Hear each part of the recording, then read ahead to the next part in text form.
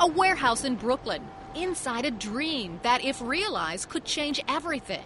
You can hear it sounds like a jet engine. This is Mark Suppes, a web designer for Gucci by day, an amateur science junkie or fusionist by night. You can hear it kind of getting higher and higher.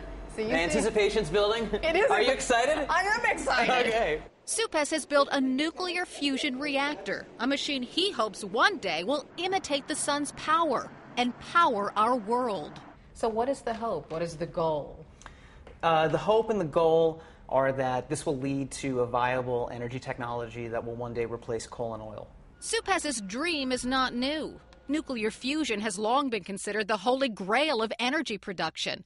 Atoms are forcibly joined, releasing energy. Produce enough, and you get Suppes' dream. The problem, even the world's most brilliant trained scientists haven't figured out how to do it in a way that creates more energy than it consumes. Professor, meet Mark.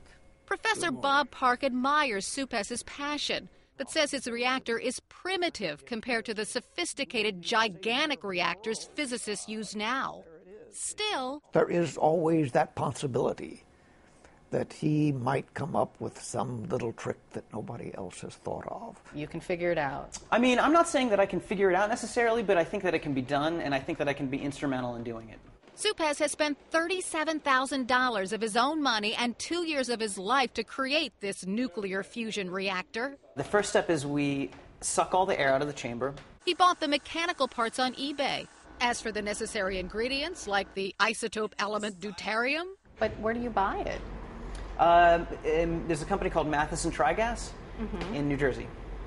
So you bought the deuterium in New Jersey? Yeah. See, to normal and people, they FedEx it over. After a series of steps, Suppes makes fusion. He says it happens inside that tube with a glowing purple star. Some people might just imagine, Jerry Lewis in the lab, the crazy scientist. Is that who you are?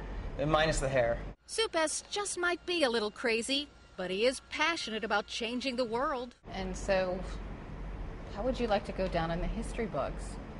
I want to go down as the progenitor of the fusion era.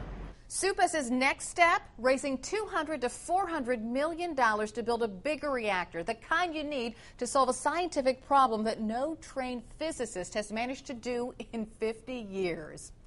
Carol Costello, CNN, Washington.